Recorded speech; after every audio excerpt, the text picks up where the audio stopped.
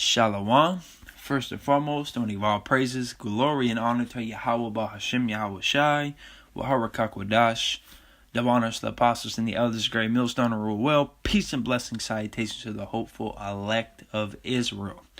All right, this lesson, I'm gonna start by reading these two scriptures. This is Jeremiah 16:16. Behold, I will send for many fishers, saith Yahweh, and they shall fish them, and after will I send for many hunters, and they shall hunt them from every mountain and from every hill and out of the holes of the rocks. All right, because Yahweh is going to use some of his men to do the dirty work, so to speak. All right, but right now we're fishers, we're spiritual. All right, this is spiritual war. We're not to get carnal. We're to be fishers. Okay, and what do fishers do? They fish. They collect fish.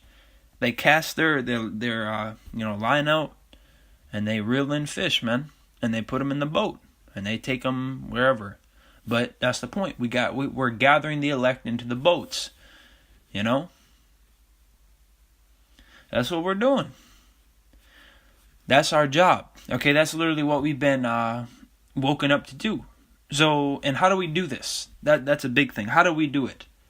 We do it by, first of all, the platforms, we go on the highways and byways, we use YouTube. You know, some of us use Instagram as a very, very side also.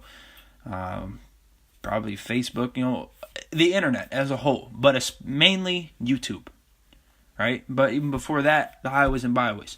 Now, what do we teach? We teach the true doctrine of Yahweh Shema Shai, starting with the apostles, the great millstone, to the elders on down, that were given it through the spirit and power of Yahweh Shema Shai. All right, we teach the names Yahweh, which is the name of the Father, Yahweh Shai is the name of the Son, and through the wisdom, knowledge, and understanding of the Scriptures that Yahweh Shema Shai has mercifully and gratefully blessed us with, because we are to be grateful. We have to be grateful for this, because this is the greatest gift ever in terms of this side, getting the truth, because the kingdom will be the greatest gift ever, but on terms of on this side, yeah, this is the greatest gift. This is life itself. Okay, we've been given a key to our own suite in the kingdom, and if we give up that key, then we ain't got it. I mean, all Israel will be saved ultimately, but on the first go-around, it's the elect and the 1/3. All right. Verse 17, for mine eyes are upon all their ways, they are not hid from my face, neither is their iniquity hid from mine eyes. All right, so Yahweh sees everything that's going on. Okay, all the false prophets that are prophesying lies, all the people eating pork willfully, all the people committing adultery, all the people smoking weed and cigarettes and getting wasted every night, you know, all the people that are stealing. He sees it all, okay? He sees it all, the hypocrisy of our people, you know, the lies of our people even. He sees everything, okay?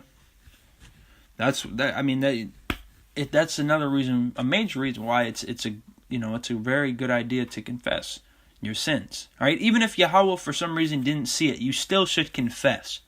Okay, the things that you've done, the wrongdoings. Okay, because we're not perfect, we fall, we make mistakes. Okay, but back to this verse 16. So once we gather them in the boat, what is the sign that you know they're in the boat and they didn't flop out the boat or you know rip the line off or something and get away? Well, because they'll be sealed in their foreheads, all right, with that mark in Ezekiel 9, which is a spiritual mark. It's not physically a mark on their head, on their forehead. It's a spiritual mark, okay? Revelations 13, that mark, the mark of the beast, is a physical mark, though, the microchip, okay? But the one in Ezekiel chapter 9 is spiritual. It represents this wisdom, knowledge, and understanding, the true doctrine of Yahweh Bahashem Yahweh Shai. All right? Excuse me, Salakia. All right, let me get Ezekiel 9. I'm going to start at verse 4. And Yahweh said unto him, go through the midst of the city, through the midst of Jerusalem. All right, and right now we're not in the land, but they're going to go, you know, throughout where we are now. Okay? How do we know that this? Because, you know, some people read and they're like, oh, that's the Old Testament, so that happened. No, not necessarily. There's a good portion of the Old Testament that actually has not happened yet. Okay? You know, the Old and New Testament are both relevant. They're both important. They both should be read. They both have to be understood. They're both amazing, all right, to read about. It says, go through the midst of the city, through the midst of Jerusalem, and set a mark upon the foreheads of the men that sigh and that cry for all the abominations that be done in the midst thereof. Now that mark, what that means is exemption from judgment, okay? And it says for the men that sigh and that cry for all the abominations that be done in the midst thereof. So people basically complaining, people that are fed up with the wickedness. Okay, because that's what a just man would be. He'd be sick of this place. He'd want this place to be destroyed because he understands the prophecies. Verse 5, and to the others he said in mine hearing, go ye after him through the city and smite. Let not your eyes spare, neither have ye pity. Slay utterly old and young, both maids and little children, and women, but come not near any man upon whom is the mark, and began at my sanctuary. Then they began at the ancient men which were before the house. And he said unto me, or Salaki, unto them, and he said unto them, defile the house and fill the courts with the slain. Go ye forth. And they went forth and slew in the city. Alright, so, and what did it say? Slay utterly old and young, both maids and little children and women. So a lot of people are going to die, man. A lot of people. Okay? And reincarnation is biblical, so don't, you see a baby, a miscarriage, like, oh, that baby didn't deserve it. How do you know that? Yahweh is the one that ordained it, so how do you know that? All right? It's nobody's, a way I can put it is nobody's safe. Okay? Nobody is for sure, I mean, the elect are, but we don't know who the elect are. That's the thing. You could be of the elect, I could be of the elect, we both could be. Lord willing, we're both of the elect. But we don't know for sure, which is why we do the work, which is why we pray, we have faith, we fast, we fellowship, we do all these things to make our calling in the election sure, okay, to make sure that we have that mark, because if you don't have that mark, that exemption from judgment, and you are done. That's the best way I can put it. You're done. You are going to be absolutely obliterated, destroyed, annihilated, just erased. It's going to be terrible. All right, it's the elect, whoever they may be, are already going to be tried and refined. They're already going to be put through hell. They're already going to have to endure. They may get chased by martial law. They may get thrown in a FEMA camp. They may get, scoffed a lot. They may get mocked. They may get, tried in a court to be thrown in or to be executed or whatever. They're going to have to, they may not eat for a few days, and they got to, that's a test of faith. May not drink for a few days. They're going to be tested majorly. So how much more the people that don't have that mark? How much more the people that decided to smack Yahweh's hand away when he reached out to them? And I'm talking about the Israelites, because it's all about the nation Israel. But right now, it's all about the elect. Okay? You're going to be destroyed. Okay? And not you, yourself, but I'm saying the people that don't hearken. Okay? That don't want to listen. Let's go to Revelation 7, because it actually mentions this again, which proves that this is also right now. Or this is going to be fulfilled. Well, really, the elect, the mark is being put on the elect, and it already has been for a decent amount of time now. Starting with Rabbi Abba Bivens, he came on the scene. He was Elijah and John the Baptist, and he brought us, back our hearts to Yahweh, man. Bahashim Yahweh Shai.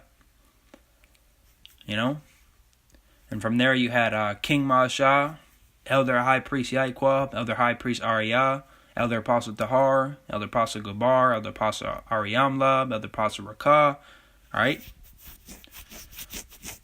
And so on, down to the elders and etc. Alright? So for quite some time the elect have been sealed, but pretty soon the elect are going to be completely sealed, and that's when this is going to happen. Alright? So really we're in this time right now. Okay, but just listen closely.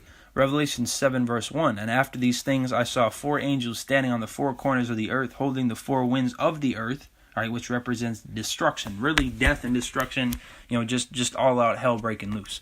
Okay, that the wind should not blow on the earth, nor on the sea, nor on any tree. And I saw another angel ascending from the east, having the seal of the living power.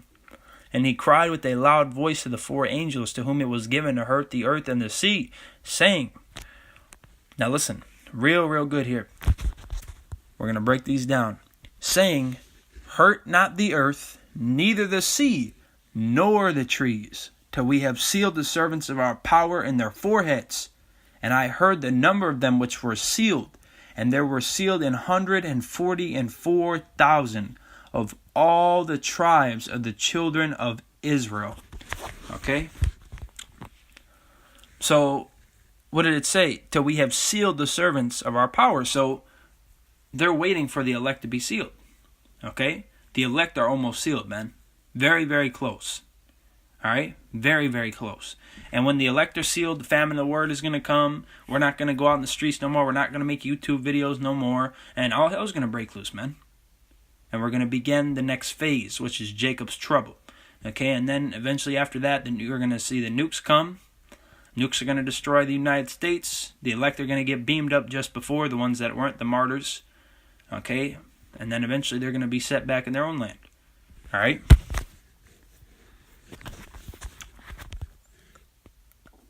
So I mean, yeah, that was pretty much the lesson I wanted to get. That's our job. Okay, well actually let me hit this real quick. 2 Ezra 15:1. Behold, speak thou in the ears of my people the words of prophecy which I will put in thy mouth, saith the Lord, which is Yahweh. Okay, and cause them to be written in paper, for they are faithful and true. Fear not the imaginations against thee, let not the incredulity of them trouble thee that speak against thee, for all the unfaithful shall die in their unfaithfulness. Behold, saith Yahweh, I will bring plagues upon the world, the sword, famine, death, and destruction. Okay? For wickedness hath exceedingly polluted the whole earth, and their hurtful works are fulfilled. The wicked themselves, the Edomites, so-called white people collectively, are in rulership right now. And that proves that even more, that we're in the last days, man. Which they've actually been ruling. They came back into rulership about the 1400s to the 1500s, about the Renaissance era. Verse 7, therefore saith Yahweh, I will hold my tongue no more, as touching their wickedness which they profanely commit. Neither will I suffer them in those things in which they wickedly exercise themselves.